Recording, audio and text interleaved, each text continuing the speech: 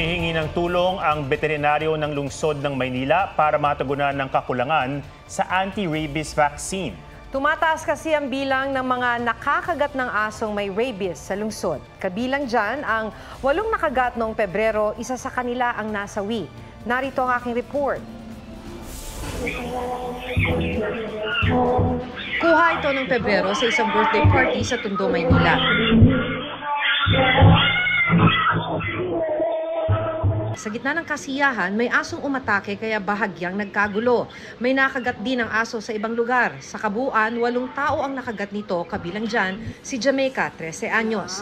Pero hindi gaya ng ibang nakagat, ang dalagita hindi na bakunahan kontra rabies dahil hindi niya ito sinabi sa kanyang mga magulang. Matapos ang 2 buwan, lumabas ang mga sintomas ng rabies kay Jamaica gaya ng hirap sa pag-inom ng tubig.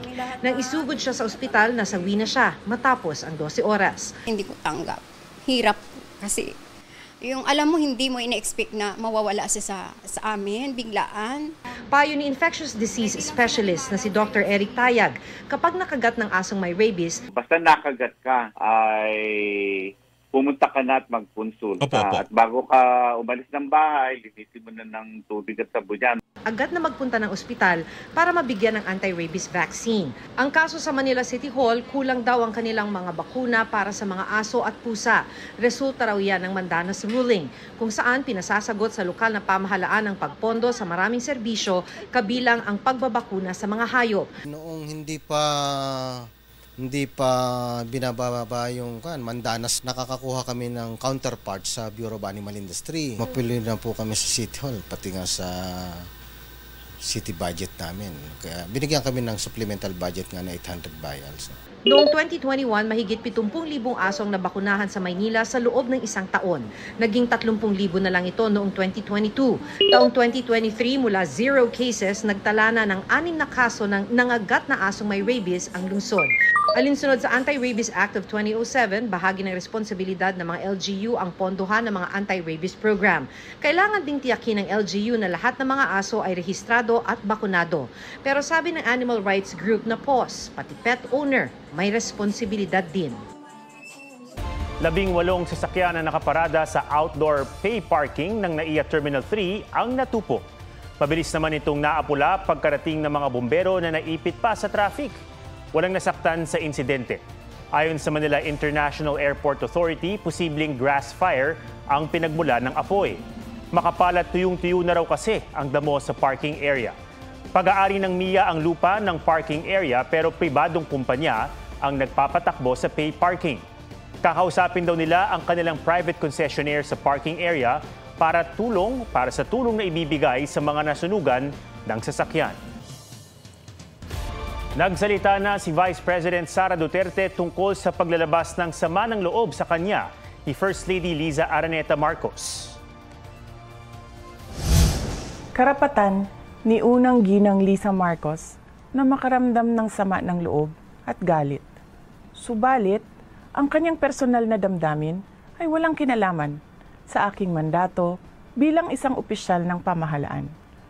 Upang makausad tayo, iiwan na natin sa isang pribadong pag-uusap sa pagitan lamang namin ni Pangulong Bongbong Marcos Jr. ang mga susunod na hakbang. Matatandaang inihayag ng unang ginang ang kanyang disgusto sa pagtawa ng bise noong tawagin ni dating Pangulong Rodrigo Duterte na bangag si Pangulong Marcos. Sa gitna ng iringan sa pagitan ng First Lady at ng bise, muling nanawagan ng ACT Teachers Party List na magbitaw o magbitiw ang bise bilang Education Secretary at miyembro ng gabinete. Kinukuha na namin ng pahayag si Vice President Duterte at ang Malacanang pero wala pa silang tugon.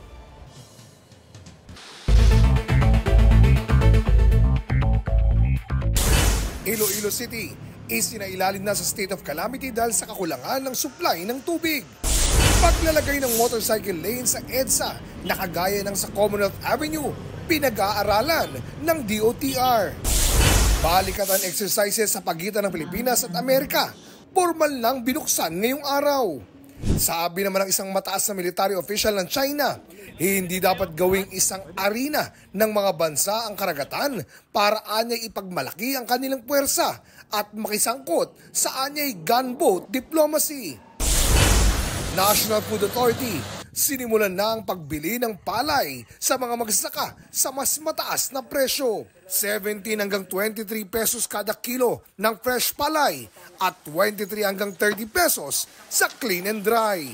Oscar Oida, nagbabalita para sa GMA Integrated News. Nadagdagan pa ang listahan ng mga atletang kakatawan sa Pilipinas sa 2024 Paris Olympics. Kabilang dyan ang pinakaunang Filipina Olympian rower. May report si Joseph Morong.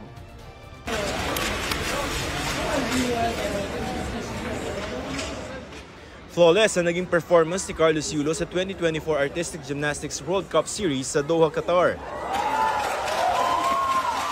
Sa total score na 15.200 points, nakuha niya ang gold medal sa men's parallel bars.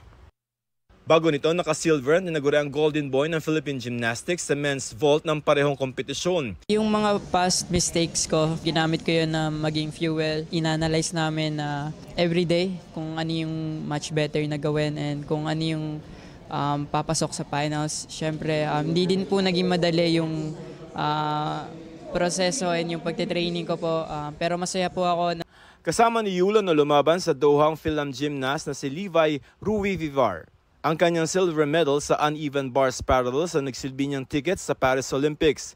Siya na ang ikalawang babaeng gymnast na kakatawan sa bansa kasunod ni Aliyah Finnegan. Dahil naman sa kanyang 4th place finish sa 2024 Asia Oceania Qualification Tournament sa South Korea, lalaban din sa Paris Olympics ang rower na si Giovanni Delgaco. Gumawa si Giovanni ng kasaysayan bilang unang Filipina rowing Olympian. Ayon sa Philippine Olympic Committee, 15 na ang Pinoy athletes na pasok sa Paris Olympics kasama ang 3 qualified due to universality. Joseph Morong, nagbabalita para sa GMA Integrated News.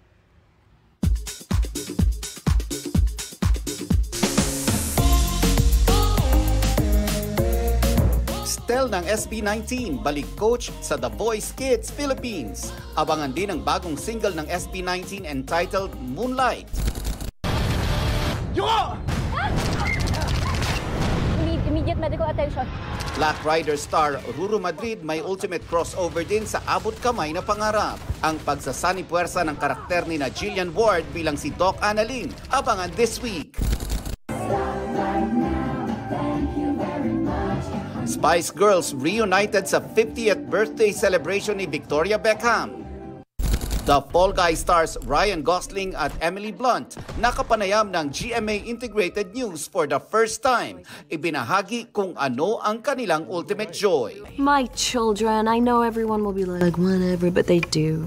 My kids, of course. Yes. You know, it's they're the joy bomb. Nelson Canlas nagbabalita para sa GMA Integrated News.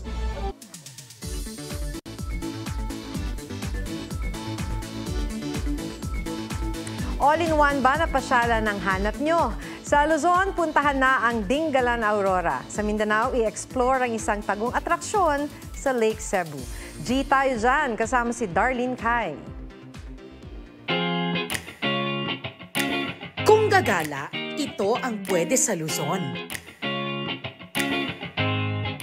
Mula sa pagsisid sa ilalim ng dagat hanggang sa pag-akyat sa tuktok ng bundok, malinaw ang ganda ng Dingalan Aurora. Mag-trekking sa rock formation. Sa kuwebang ito, pwedeng i-enjoy ang paliligo ng hindi naiinitan. Pwede ring sa lilim ng mga puno ng kalapit na falls. O magmuni-muni sa lighthouse, tanaw ang Pacific Ocean. Tungo naman tayo sa Mindanao at dito mapapawaw. Tara sa tagong atraksyon sa Lake Cebu, South Cotabato. Sa kanilang water tubing, ika'y mapapasigaw. Sa ragasa at lamig ng tubig, walang panama ang init ng araw. May 7 talon na pwedeng bisitahin. Maligo dito, hindi pwedeng palampasin. At kapag napagod na sa kakaswimming, sa floating restaurant, pwedeng kumain. Darlene Kai, nagbabalita para sa GMA Integrated News.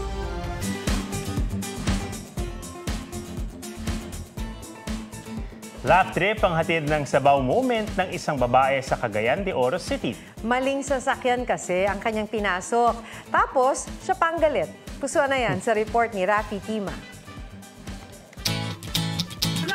Itong si ate, ang patron ng kasabawan. Kumpiyansa pa kasi sa pagbukas ng pinto. E di pala yun ang kanilang sasakyan.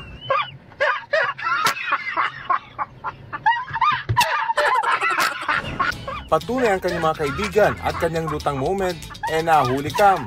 Pero ang malala, so pagpasok ko, galit pa ako kasi wala yung hinahanap namin na energy drink. Nilapag ko yung bag ko, malakas na paglapag, disappointed pa. At saka ang sabi ko pa, walang energy drink. Ayan nga, at kahit walang nainom na energy drink, itong si Nicole Gascon, gising na ang diwa. Hindi raw niya akalain na maling sasakyan ang pinasukan. Kakula raw kasi nito ang sasakyan ng kanyang kaibigan. Saglit lang naman daw kasi siyang pumunta sa isang tindahan. Kaya si Ateng agad nag-sorry sa driver at kumaripas ng baba. Pag tingin ko doon sa driver, nagkagulatan na kami ni sir. Kasi sumigaw na siya, hala ma'am! So sumigaw din po ako, hala sir! Rafi Tima nagbabalita para sa GMA Integrated News.